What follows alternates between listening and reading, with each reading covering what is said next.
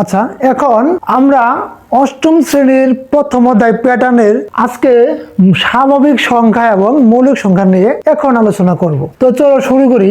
স্বাভাবিক সংখ্যা বা ন্যাচারাল নাম্বার যেটা হচ্ছে শূন্য থেকে বড় অর্থাৎ 1 থেকে 1 2 3 4 5 6 7 8 9 10 মানে এইভাবে চলতেই থাকবে। মানে 1 থেকে শুরু করে উপরে যত সংখ্যা আছে এগুলোকে বলা হয় স্বাভাবিক সংখ্যা। শূন্য কিন্তু নাই, 1 থেকে শুরু করবে। এখন আবার মৌলিক সংখ্যা কি? মৌলিক সংখ্যা হচ্ছে এমন একটি সংখ্যা যেটি শূন্য থেকে 1 থেকে বড় হবে, 1-এর থেকে বড় হবে এমনকি ওই সংখ্যা এবং 1 ছাড়া এর অন্য কোনো গুণনীয়ক নেই। তার মানে যে সংখ্যাকে 1 এবং ওই সংখ্যা ছাড়া অন্য কোনো সংখ্যা দ্বারা ভাগ করা যায় না, নিঃশেষে বিভাজ্য হয় না, সেই সংখ্যাগুলো হচ্ছে মৌলিক সংখ্যা। যেমন 2-এর যদি আমরা উৎপাদকগুলো বের করতে চাই, 2-একে 2, এখন আছে 3, তার মানে এই 2-এর উৎপাদক বা গুণনীয়ক হচ্ছে 1 এবং 2, তার মানে ওই সংখ্যাটি ছাড়া এবং 1 ছাড়া অন্য কোনো গুণনীয়ক বা উৎপাদক নেই। তারপরে দেখি 3-একে 3, এটা আর কোনোভাবে লেখা যায় না, মানে ভাঙা যায় না।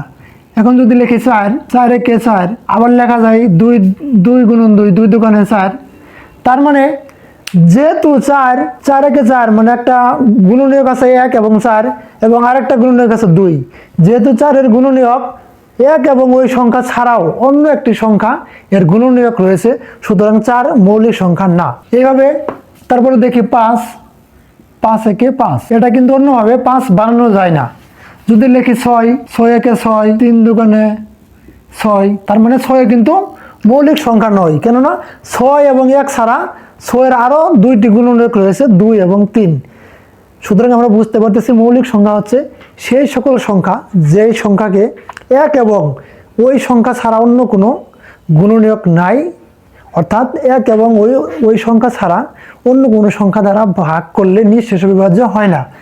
আচ্ছা, এখন আমাদের বইতে আরেকটা জিনিস আছে, মৌলিক সংখ্যা নির্ণয় করার একটা পদ্ধতি রয়েছে। পদ্ধতিটা আমরা এখানে লিখে রেখেছি। দেখো বন্ধুরা, এখানে লেখা আছে 1 2 3 4 5 6, এইভাবে আমরা 50 পর্যন্ত এখানে লিখেছি এবং বাকিগুলো লিখি নাই।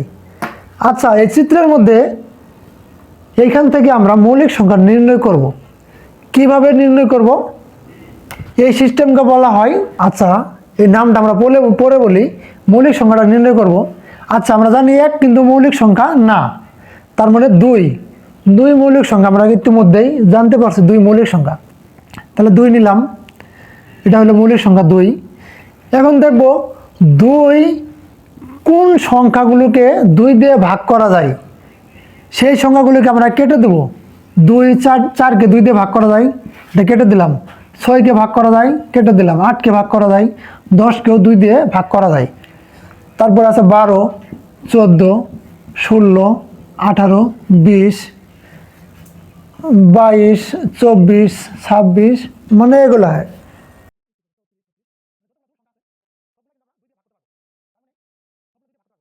তো 2 একটি মৌলিক সংখ্যা এবং 2 যেহেতু মৌলিক সংখ্যা, তাহলে 2 দিয়ে যতগুলো সংখ্যাকে আমরা ভাগ করতে পারবো সেই সংখ্যাগুলোকে আমরা প্রথমে কেটে দেব।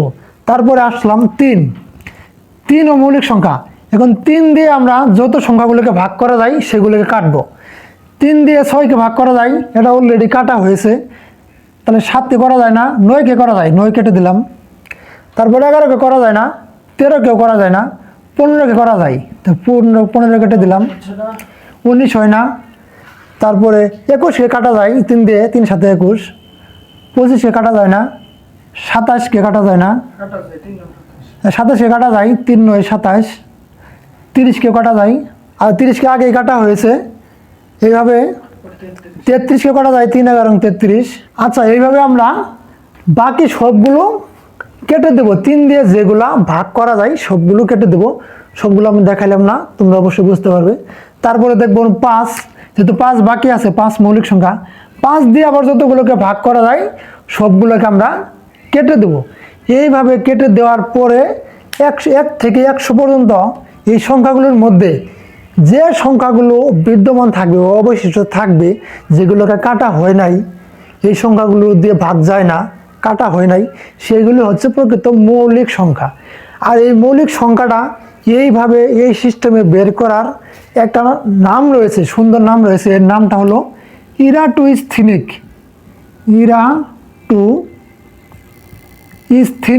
ইরাটোস্থেনিক মানে আমাদের এই সিস্টেমে মৌলিক সংখ্যা বের করার কৌশলটা, এর নামটা হচ্ছে ইরাটোস্থেনিক। অর্থাৎ আমরা ইরাটোস্থেনিক পদ্ধতির মাধ্যমে সহজে 1 থেকে 100 পর্যন্ত এর মধ্যে কতগুলো মৌলিক সংখ্যা রয়েছে সেগুলো আমরা নির্ণয় করতে পারি। তাহলে এটা কিন্তু আমাদের এমসিকিউতে আসতে পারে, পরীক্ষার মধ্যে বহু নির্বাচনী প্রশ্ন আসতে পারে। বলতে পারে যে ইরাটোস্থেনিক সিস্টেমের মাধ্যমে আমরা কি নির্ণয় করি, আমরা বলবো মৌলিক সংখ্যা নির্ণয় করি।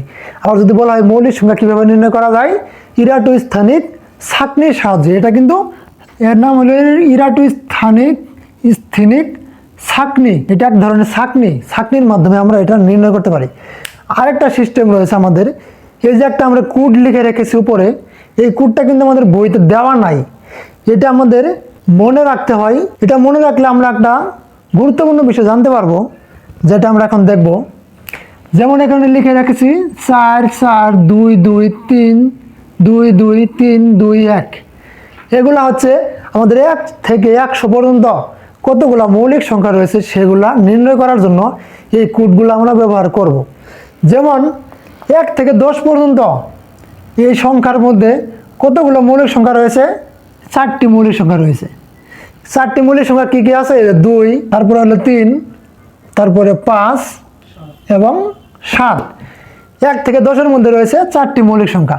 তারপরে আমরা যাই 11 থেকে 20, 11 থেকে 20 এর মধ্যেও রয়েছে আমাদের 4টি মৌলিক সংখ্যা। 4টি মৌলিক সংখ্যা কী কী আছে, 11, 13, 17, 19। আমরা কিন্তু দেখতে পাচ্ছি যেগুলো কিন্তু কাটা হয় নাই, এই যে 4টি মৌলিক সংখ্যা। এইভাবে তারপরে 21 থেকে 30-এর মধ্যে আছে 2টি, 31 থেকে 40-এর মধ্যে আছে 2টি। এইভাবে প্রত্যেকটার মধ্যে 4টি 4টি, 2টি 2টি, 3টি, তারপরে 2 2 3 1 3 2 1। মানে একটা কোড, এই কোডটা আমরা যদি মনে রাখতে পারি তাহলে আমরা বুঝতে পারবো কত থেকে কতর মধ্যে কয়টি মৌলিক সংখ্যা রয়েছে। আর এগুলো সবগুলোকে যদি আমরা যোগ করি, 4 আর 4 হলো 8, 8 আর 2 10, 10 আর 2 12, 12 আর 3 15, 15 আর 2 17, 19, 19 আর 3 হইল 22, 22 আর 2 24 আর 1 25। তার মানে এখানে কিন্তু আমাদের 1 থেকে 100-র মধ্যে, 1 থেকে 100-র ভিতরে মোট মৌলিক সংখ্যা রয়েছে আমাদের এই 25টি। তাহলে আমরা জানতে পারলাম 1 থেকে 100-র মধ্যে মৌলিক সংখ্যা রয়েছে 25টি। যদি বলা হয় 50 থেকে 60-এর মধ্যে কতটি মৌলিক সংখ্যা রয়েছে, তাহলে আমরা হিসাব করব। 1 থেকে 10-এর মধ্যে আছে 4টি, এটা হলো 10 থেকে 11 থেকে 20, এটা 21 থেকে 30, 31 থেকে 40, 41 থেকে 50, 51 থেকে 60। তার মানে 51 থেকে 60 মৌলিক সংখ্যা রয়েছে 2টি। যেহেতু আমরা 50 থেকে 60 বলছি, এর মধ্যে কয়টি মৌলিক সংখ্যা রয়েছে, তার মানে আমরা 1 2 3 4 5, 5টা বাদ দিয়ে তারপরে 6 নম্বর ঘরে যাব, দেখব কত নম্বরের ওই কোডটা কত। দেখতে পাচ্ছি কোডটা হলো 2, তার মানে এর মধ্যে 2টি মৌলিক সংখ্যা রয়েছে। এইভাবে আমরা মূলত ইরাটোস্থেনিক ছাঁকনির মাধ্যমে এবং এমনকি এই কোডটির মাধ্যমে আমরা মৌলিক সংখ্যাগুলো সহজে মনে রাখতে পারি এবং কত থেকে কতর মধ্যে কয়টি মৌলিক সংখ্যা রয়েছে সেগুলো কিন্তু আমরা নির্ণয় করতে পারি, যেটা কিন্তু আমাদের চাকরি পরীক্ষার মধ্যেও এই সিস্টেমটাতে আমরা নির্ণয় করে থাকি, পরীক্ষার মধ্যে আসতে পারে, এরকম এসে থাকি। তো ধন্যবাদ। আজকে আমরা স্বাভাবিক সংখ্যা এবং মৌলিক সংখ্যা সম্পর্কে বিস্তারিত জানতে পারলাম আশা করি। তো পরবর্তী পর্ব দেখার জন্য আমন্ত্রণ রইল। সকলের সুস্বাস্থ্য এবং দীর্ঘায়ু কামনা করে আজকের মধ্যে এখানেই শেষ করছি। আল্লাহ হাফেজ।